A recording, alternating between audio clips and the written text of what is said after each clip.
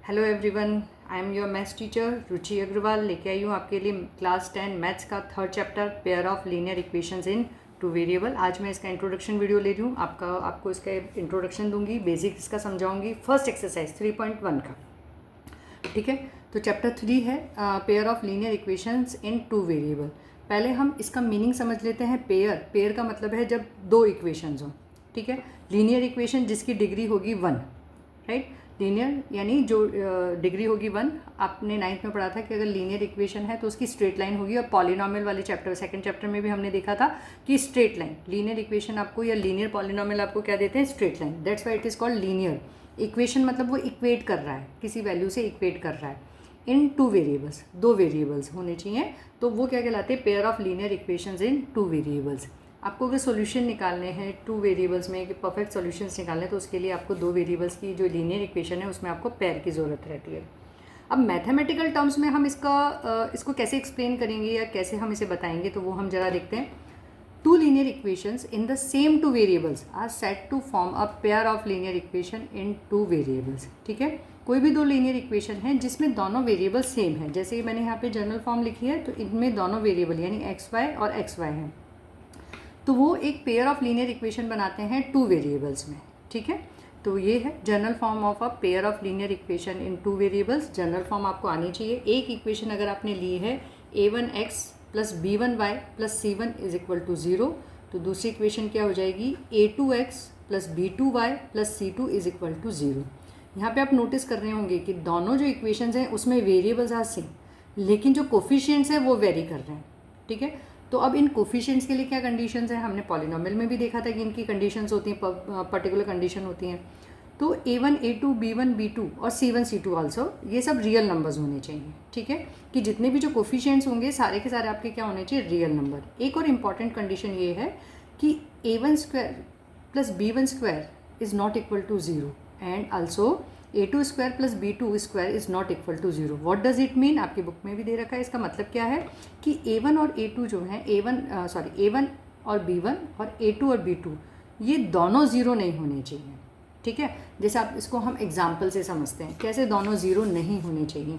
मैंने लिखा 0x plus 0y और c को मैंने ले लिया कुछ भी, लाइक 3 इज़ इक्वल टू 0, तो ये दोनों टर्म ज़ीरो हो गई। तो 0 प्लस 3 इज इक्वल टू 0 हो गया और 3 इज इक्वल टू 0 हो गया। तो ये क्या हो जाएगा, this would be a false statement, ये एक फॉल्स स्टेटमेंट हो जाएगा, ठीक है। तो इसलिए यहाँ पे ये कंडीशन देनी बहुत ज़रूरी है। जब हमें ये बताना होता है कि a1 b1 और a2 b2 दोनों ही एक साथ ज़ीरो नहीं हो सकते, तब हम इसे कैसे एक्सप्लेन करते हैं, a1 square plus b1 square is not equal to 0 और a2 square plus b2 square is not equal to 0। तो ये एक कंडीशन है जो आपको ध्यान रखनी है, और ऑब्जेक्टिव पॉइंट ऑफ व्यू से भी ये थोड़ा इम्पॉर्टेंट है, आपको अपने ध्यान में रखना है, ठीक है। तो ये हुआ। अब जो दूसरी चीज़ इसमें आपको करनी है कि ये जो linear equations in two variables हैं, तो इसमें आप कोफिशिएंट से कैसे सॉल्यूशंस, इसके कैसे सॉल्यूशंस रहेंगे, क्या रहेंगे, और कोफिशिएंट से आप सॉल्यूशंस का कैसे आइडिया लगा सकते हो। तो pair of linear equation in two variable को शॉर्ट में मैंने PLE2V लिखा है, pair of linear equation in two variables. अब इसके दो पार्ट, या तो सॉल्यूशन होगा या नो सॉल्यूशन, ठीक है। जिन भी पेयर्स के, लीनियर इक्वेशन के जिन भी पेयर्स के सॉल्यूशन होते हैं वो कहलाती हैं कंसिस्टेंट इक्वेशंस, और अगर सॉल्यूशन नहीं है तो वो कहलाती हैं inconsistent equations, right. Consistent and inconsistent equations. तो अब देखिए इसका ग्राफ आपको कैसे मिलता है, इंटरसेक्टिंग लाइन मिलता है, यानी यूनिक सॉल्यूशन होगा आपको इन दोनों ग्राफ का। जो पेयर है, आपने दो पेयर, आपने जैसे ग्राफ ड्रॉ करना 9th में सीखा था। सपोज़ ये वाला ग्राफ अगर a1 x1 plus b1 y1 plus c is equal to 0 का है, राइट। तो ये वाला ग्राफ किसका हो जाएगा, a2x, this is not x1 y1, a2x plus b2y plus ये c1 and this would be c2 is equal to 0। तो ये जो दो लीनियर इक्वेशन हैं उनसे उसका जब हम ग्राफ ड्रॉ करेंगे तो वो इंटरसेक्टिंग लाइन देगा। इंटरसेक्टिंग लाइंस क्या होती हैं, जो जिसका सिर्फ एक ही पॉइंट पे एक दूसरे को कट करती हैं, जो एक दूसरे को एक पॉइंट पे कट करती हैं। अगर एक पॉइंट पे कट कर रही हैं ये दोनों इक्वेशन, तो आपको क्या देंगी, यूनिक सॉल्यूशन। आपको सिर्फ और सिर्फ ओनली वन सॉल्यूशन मिलेगा, ठीक है, या आप ये भी कह सकते हो एटलीस्ट आपको एक सॉल्यूशन तो मिलेगा ही मिलेगा। तो जिस भी पेयर ऑफ लीनियर इक्वेशन में सॉल्यूशन होता है उसे हम कहते हैं कंसिस्टेंट इक्वेशंस। ठीक है, तो इसका ग्राफ आपको कैसे मिल रहा है, इंटरसेक्टिंग लाइंस, इसमें सॉल्यूशन आपको सिर्फ एक मिलता है, that's why it's called unique solution, और ये consistent pair of linear equation कहलाता है। ठीक है, consistent pair of linear equation. तो अब इसके लिए कंडीशन क्या है, इसके लिए कंडीशन है a1/a2। जो कोफिशिएंट से हम इसको कैसे पता कर सकते हैं, a1/a2 is not equal to b1/b2। ठीक है, अगर ये सिचुएशन आई है कि a1/a2 is not equal to b1/b2, तो हम इसे क्या कहेंगे, unique solution, consistent pair of linear equation, और ये कहलाएगा यूनिक सॉल्यूशन। ठीक है, मैंने आपको इस तरह से एक फ्लो चार्ट की फॉर्म में बना दिया है जिससे आपके लिए उसे समझना, लर्न करना ईजियर हो जाएगा।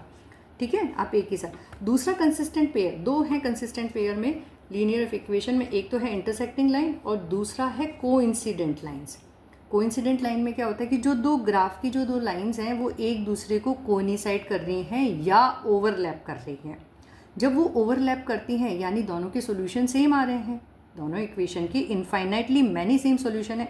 वन मोर थिंग, जब हम सॉल्यूशन की बात करते हैं, सॉल्यूशन का मतलब इज़ देयर कि कॉमन सॉल्यूशन, ऐसा एक सॉल्यूशन या ऐसे सॉल्यूशंस जो दोनों आपको लीनियर इक्वेशन जो हैं वो दोनों आपको प्रोवाइड करेंगी। तो कंसिस्टेंट जो यूनिक सॉल्यूशन है उसमें आपको सिर्फ एक सॉल्यूशन मिल रहा है, कॉमन सॉल्यूशन। लेकिन जो कोइंसिडेंट लाइंस होती हैं, ग्राफिकल जो कोइंसिडेंट लाइंस मिलती हैं, उसमें आपको मिलते हैं infinitely many solution. You will get infinitely many solution. इसका ग्राफ कैसा है, कोइंसिडेंट लाइंस आपको दे रही हैं।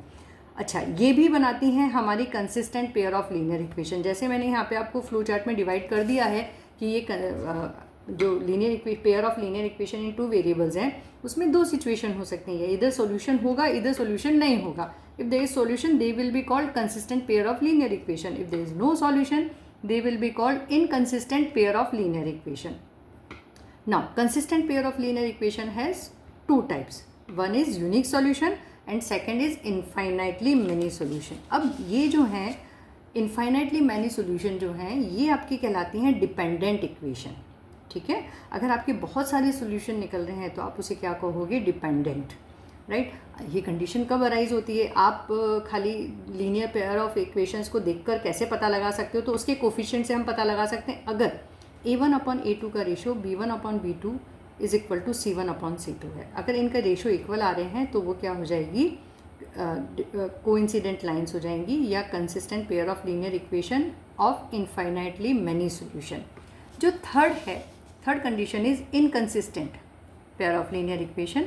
उसमें आपको मिलती हैं जो दोनों आप ग्राफ ड्रॉ करते हैं दोनों लीनियर इक्वेशन का, तो आपको पैरेलल लाइंस मिलती हैं। तो हम जानते हैं पैरेलल लाइंस नेवर मीट्स। ठीक है, तो इसका मतलब क्या है, कोई कॉमन सॉल्यूशन होगा ही नहीं। ठीक है, भाग्य दो में कॉमन सॉल्यूशन निकल रहा है पर इनमें तो कोई कॉमन सॉल्यूशन निकल ही नहीं रहा है। तो ये आपको ग्राफ कैसा मिलता है, पैरेलल लाइन मिलता है, इसमें आपको सॉल्यूशन कोई भी नहीं मिलता है, और इसे हम क्या कहते हैं, inconsistent pair of linear equation. ये कंडीशन कब अराइज होती है, लुक, जब a1/a2 is equal to b1/b2 but not equal to c1/c2। ठीक है, ये ऐसी कंडीशन, ऐसी सिचुएशन होती है तब आपकी inconsistent pair of linear equation या पैरेलल लाइंस आपको मिलती हैं। दैट मीन्स कि ग्राफ कैसा बन रहा है, यूनिक बनेगा, कोइंसिडेंट लाइन बनेगी, पैरेलल लाइंस बनेगी। ये आप किससे भी बता सकते हो, जो linear equation in two variables है उसके रेशियोज़ को अगर आप ऑब्जर्व करोगे, कैलकुलेट करते हो, तो आप बता सकते हो कि किस तरह का ग्राफ मिलेगा, कितने सॉल्यूशन मिलेंगे, वो कंसिस्टेंट है या नहीं है, डिपेंडेंट है क्या, राइट। तो ये जो छोटे छोटे क्वेश्चंस हैं ये आप इस फ्लो चार्ट को बहुत अच्छे से ड्रॉ कर लीजिएगा, इससे आपको लर्न करने में बहुत आसानी रहेगी। ठीक है, तो this is all for this video. इसमें जो ग्राफ ड्रॉ करना है, इसमें ग्राफ भी ड्रॉ करना है, वो मैं आपको एक्सरसाइज 3.1 के क्वेश्चन सॉल्व करने के साथ साथ मैं आपको सिखा दूँगी। अपने 9th स्टैंडर्ड में भी कर रखें, पर हाँ हम उसको रिपीट करेंगे डेफिनेटली, पर एक्सरसाइज 3.1 के क्वेश्चंस के साथ में करेंगे। ठीक है, टिल देन हैप्पी लर्निंग, सीखते रहिए, करते रहिए, और मेरे वीडियोस को लाइक शेयर सब्सक्राइब ज़रूर करिए। अगर आपको पसंद आते हैं तो आपके फ्रेंड्स के साथ शेयर करिए, और कमेंट करना मत भूलिएगा आप कहाँ से इसे देख रहे हैं, कौन से स्कूल के स्टूडेंट्स हैं, और does it helpful to you or not. Thank you so much, bye bye everyone.